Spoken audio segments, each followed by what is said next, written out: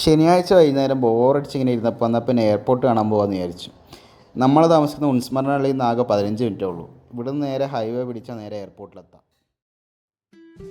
അങ്ങനെ എയർപോർട്ടിലെത്തി വണ്ടി പാർക്ക് ചെയ്ത് ടെർമിനൽ 1ലേക്ക് കയറി.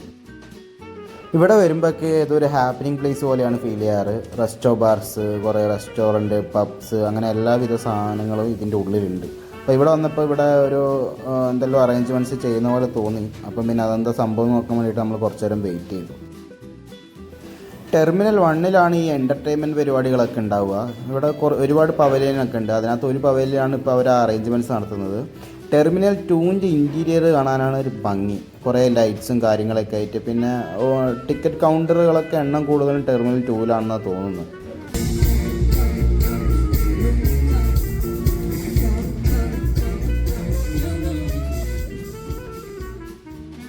അപ്പോൾ അറേഞ്ച്മെൻറ്റ്സ് എല്ലാം കഴിഞ്ഞ് പരിപാടി തുടങ്ങി. ഇതെന്താ സംഭവം എന്ന് വെച്ച് കഴിഞ്ഞാൽ ഇതൊരു ബാൻഡാണ്, പുതിയൊരു ബാൻഡാണ് ബാംഗ്ലൂർ, മെയ്ഡ് ഇൻ ഇന്ത്യ എന്ന് പറഞ്ഞിട്ട്. അപ്പോൾ അവർ പ്രൊമോഷന് വേണ്ടിയിട്ട് അവർ ചെയ്യുന്ന പ്രോഗ്രാമാണ്. നമുക്കെന്തായാലും കോളായി ബോറടിച്ചിരുന്നപ്പോൾ ഒരു ഫ്രീ ആയിട്ടൊരു മ്യൂസിക് ഷോയും കിട്ടി.